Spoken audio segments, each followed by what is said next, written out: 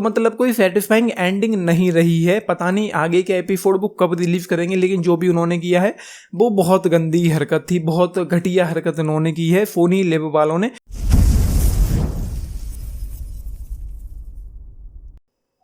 नमस्कार दोस्तों मैंने अभी फोनी लिव पर फ्रीडम एट मिडनाइट नाम का नया शो देखकर कंप्लीट किया है। कंप्लीट इन द सेंस कि 5 एपिसोड रिलीज किए गए हैं, वो मैंने देख डाले हैं। लगभग 40 मिनट के आसपास की लेंथ रही थी प्रत्येक एपिसोड की, एंड ये शो कंक्लूड नहीं हुआ है। इस शो में टोटल कितने एपिसोड होंगे नहीं पता है, लेकिन शायद 7 एपिसोड होने थे, जिनमें से 5 एपिसोड ही आज रिलीज किए गए हैं, जो कि मैंने देख लिए हैं। एंड लेट मी टेल दोस्तों, मैं कह सकता हूँ कि मुझे काफ़ी मज़ा आया है इस शो को देखते हुए। सबसे बड़ी बात यहाँ पर ये रही है कि इन 5 एपिसोड्स के दौरान ये शो मुझे पूरी तरीके से एंगेज करने में, हुक एंड बुक करने में कामयाब हो गया था। इस शो की जो राइटिंग है, जो पेसिंग है, जो स्क्रीन प्ले है, जो डायरेक्शन है, वो ऑसम है। मतलब मैं कहूँगा कि मुझे मज़ा आया है पूरी तरीके से। ये आपको बांध करके हुक एंड बुक करके रखता है। पेसिंग को लेकर कोई इशूज देखने को नहीं मिलते, राइटिंग को लेकर कोई इशूज देखने को नहीं मिलते। कहीं पर भी ऐसा नहीं लगता कि मैं डिस्कनेक्ट हो रहा हूँ, डिस्ट्रैक्ट हो रहा हूँ या बोरिंग सा लग रहा है। हाँ, 1-2 मोमेंट थे ऐसे जिनको इग्नोर किया जा सकता है। एंड इस शो को डायरेक्ट किया है निखिल अडवाणी ने। एंड हाँ, कुछ चीज़ें हैं जिन पर मैं बोलना चाहता हूं, जैसे कि 5वां एपिसोड जब खत्म होता है तो उसको देखकर वो वाला फील नहीं आता है कि ये सीजन फिनाले था। मतलब ऐसे कहने का मतलब ये है कि कोई सीरीज है जिसमें 8 एपिसोड है और आपने 5 एपिसोड देखकर छोड़ दिया है, तो मतलब कोई सेटिस्फाइंग एंडिंग नहीं रही है। पता नहीं आगे के एपिसोड वो कब रिलीज करेंगे, लेकिन जो भी उन्होंने किया है वो बहुत गंदी हरकत थी, बहुत घटिया हरकत उन्होंने की है फोनी लिव वालों ने। बाकी एक चीज़ और कहना चाहता हूँ यहाँ पर कि फोनी लिव पर एक और बायोग्राफिकल हिस्टोरिकल शो अवेलेबल है जिसका नाम है रॉकेट बॉयज़। मैं कहूँगा कि वो भी एक कमाल का शो है। तो कहने का मतलब ये है कि इनके पास जितना मुझे मालूम है 2 बायोग्राफिकल हिस्टोरिकल शोज हैं, जिनमें से एक रॉकेट बॉयज है, दूसरा फ्रीडम एट मिडनाइट है। एंड दोनों ही मुझे ऑसम लगी हैं, कमाल लगी हैं, जिनको देखकर मुझे मजा आया है। एंड हाँ, एक शिकायत और है, एक्ट्रेस की एज को देखते हुए जो कैरेक्टर और जिस गेटअप में वो दिखते हैं वो उतने ज़्यादा अच्छे नहीं लगते। जैसे कि एग्जाम्पल के लिए जवाहरलाल नेहरू का किरदार आप देख लो, जिस एक्टर ने उसको प्ले किया है, उस किरदार को प्ले किया है, वो एक्टर बिल्कुल यंग हैं, लेकिन उस किरदार को प्ले करने के लिए उनको एजेड दिखाया गया है, जो कि उतना अच्छा नहीं लगता। स्क्रीनशॉट है 1-2 आप देख पा रहे होंगे।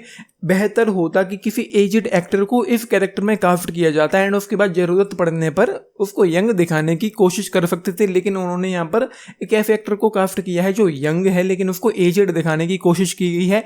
एंड दूसरी साइड सरदार वल्लभ भाई पटेल का जो किरदार है वो काफ़ी सही था, सही कास्टिंग उसकी लगी है मुझे। एंड महात्मा गांधी का जो कास्टिंग है वो भी मुझे टू बी ऑनेस्ट उतनी परफेक्ट नहीं लगी है, लेकिन हाँ, मोहम्मद अली जिन्ना की जो कास्टिंग है, आरिफ ज़कारिया, बेहतरीन उन्होंने प्ले किया है एंड बेहतरीन वो लगे हैं उस किरदार में एंड बेहतरीन कास्टिंग रही है। मतलब वो ऑसम लगी हैं आरिफ ज़कारिया एज मोहम्मद अली जिन्ना के किरदार में। एंड यहाँ पर मैं एक पॉइंट रखना चाहता हूँ, कमेंट नहीं करूँगा इस चीज़ पर।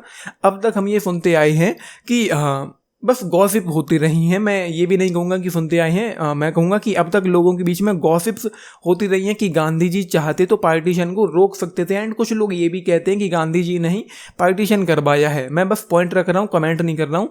लेकिन इस शो में हमको ये देखने को मिल रहा है कि इस पार्टीशन की जो जिम्मेदार पहले तो सिचुएशन थी, दूसरा 2 किरदार थे जिनका नाम मैं नहीं लूँगा इस पैलेस की वजह से, लेकिन 2 किरदार जो थे वो कहीं ना कहीं पहले सिचुएशन, दूसरी वो दोनों किरदार थे जिनकी वजह से पार्टीशन हुआ है। इस शो में ऐसा देखने को मिला है। एंड 5वें एपिसोड में जहां पर खत्म हुआ है, जैसा कि मैंने कहा है, कोई सेटिस्फेक्शन देखने को नहीं मिलता क्योंकि इस सीजन 1 को पूरी तरीके से रिलीव ही नहीं किया गया है। मुझे नहीं पता कि इस शो को सीजन 1 में ही कंक्लूड किया जाएगा कि आगे के भी सीजन आएंगे, आई हैव नो आइडिया। लेकिन जो एंड हुआ है वो सही पॉइंट पर नहीं हुआ है। आगे के एपिसोड उनको एक ही बार में रिलीव कर देने चाहिए थे, तो वो चीज़ें यहाँ पर हैं। एंड हाँ, प्लॉट पर मैंने बात नहीं करी, चलो थोड़ा बहुत बोल देता हूँ। ये शो इंडिया के स्ट्रगल को दिखाती है इंडिपेंडेंस के लिए एंड इसी नाम की एक बुक पर बेस्ड है जो 1975 में आई गेस रिलीज हुई थी, जिसको किसी अंग्रेज ने लिखा और पब्लिश किया था। एंड इसके अलावा इंडिया पाकिस्तान के पार्टीशन एंड उस युग की religious and socio political dynamic को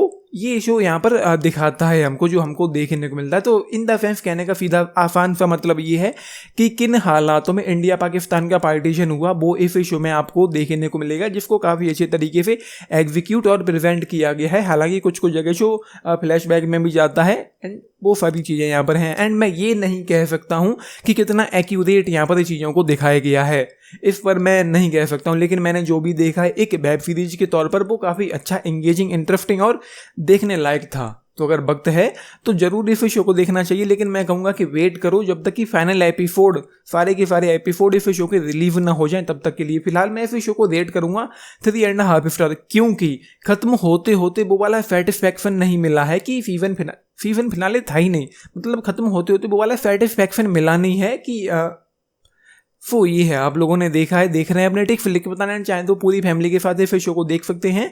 सो ये है, बाकी लाइक शेयर सब्सक्राइब भी करना चैनल को, वीडियो को, चैनल, थैंक यू।